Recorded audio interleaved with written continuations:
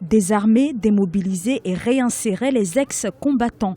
Près de 2 ans après l'accord sur le désarmement signé à Bangui, la mise en œuvre de ce programme reste un défi en Centrafrique. En substance, le texte prévoit que celui qui possède une arme de guerre et admet avoir fait partie d'un groupe armé doit déposer les armes. Mais celles-ci continuent de circuler et servent encore dans des affrontements ponctuels comme ceux du 23 novembre 2016 entre factions rivales de l'ex-Séléka à Bria, au nord-est de Bangui. Bilan, au moins 16 victimes. Une recrudescence progressive de la violence, mais pour le chef de l'État Faustin Archange Touadéra, la stratégie basée sur le désarmement volontaire n'est pas à remettre en question.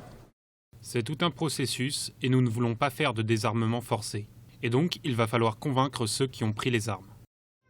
Le gouvernement a identifié 14 groupes armés et tente de les rallier à l'accord de désarmement signé en mai 2015. Selon les estimations, au moins 7000 combattants doivent passer par le processus DDR, dont la mise en application se heurte au manque de financement. Pour le programme du désarmement de la Centrafrique, disons que le président Touadéra avait annoncé une somme de 1,6 milliard. C'est une somme assez importante car le chantier est vaste. Il faut réorganiser l'armée, essayer de caser les rebelles, essayer de leur donner une fonction pour qu'il n'y ait plus la tentation, pour qu'ils ne soient plus tentés de retourner vers leur antenne du Sadi sans les armes. Donc tout ce monde-là, il faut leur donner quelque chose à faire.